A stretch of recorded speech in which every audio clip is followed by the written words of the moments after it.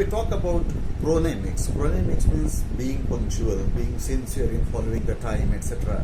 We find that there are many people who have the habit of reaching late, but then there are some people who are highly punctual. Punctuality is a very good quality. It is a virtue, and hence there is extra respect for those who are punctual. So chronemics is about that. Then we move towards proxemics. Proxemics means having the distance, having the space. When there are people belonging to our family members, or there are friends or relatives, there is less distance between that person and us, or those persons and yourself or us. But when we have formal relationship, or when we are amongst the strangers or the unfamiliar people, then we keep more distance. So that is about proxemics.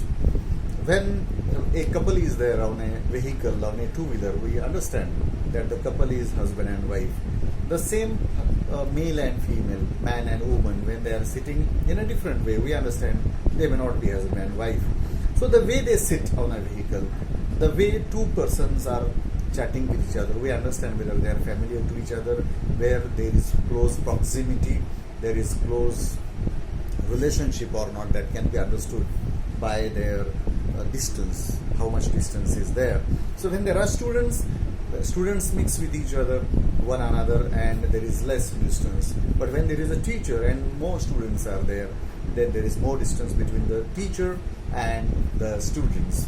So that is proxemics. Next we talk about artifacts, the way the things are there in our home, especially the things like your TV cupboard, or the things which are kept in your home, that shows the artifacts. Even the color can be included in artifacts. Many times we find that there are some antique pieces kept, or the way everything is kept in a particular office or home, that is artifacts. In a classroom also we find that everything is very neat and clean. The classroom is very bright, the benches are okay, and everything is very comfortable, and very ventilated kind of classroom is there. So we feel comfortable in that particular environment. And the last but not the least, and very important, is vocalics. Vocalics is also called paralanguage. So paralanguage is something parallel to language, something complementary and supplementary to language, something related to language. Now this cannot be separated from verbal communication, in-verbal communication, oral communication, because vocalics or paralanguage can be used, or it is seen or experienced when somebody speaks. So the way you speak, what is your tone, how is your tone, how is the pitch, how is the speed, whether you are taking pauses or not, that makes a big difference. So vocalics is related with that. So many times we see that the tone of a person is different.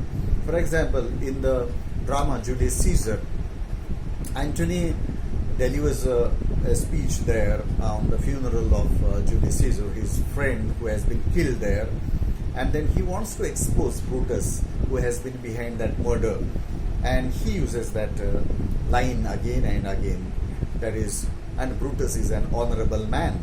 Here Antony does not want to say that Brutus is an honorable man, but actually wants to condemn him, expose him, that Brutus is an very disgusting. Brutus is not an honorable man. This is what he wants to say. So here we find that tone of the person is different. Many times speed is there. The speed also matters a lot. It depends upon your talk. You should not be too slow, you should not be too fast. It depends upon the capacity of the listeners or the students or the receivers, that you have to maintain your speed.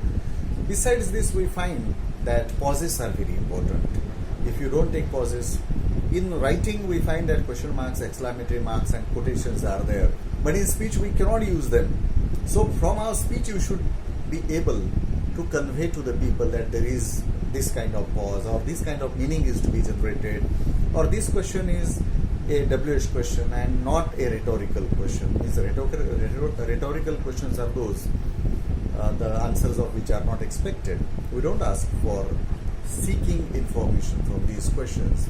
So you have to be very cautious and careful about your tone, about the pauses, and about the speed and the pitch and the volume. And most importantly, there should be voice modulation, there should be ups and downs. Otherwise, your speech becomes very, very monotonous. So you should be very pleasing to the ears. Your volume should not be too much and should not be too less also. And then definitely your speech becomes very pleasing and you can influence a person and there can be very, very effective communication. Thank you.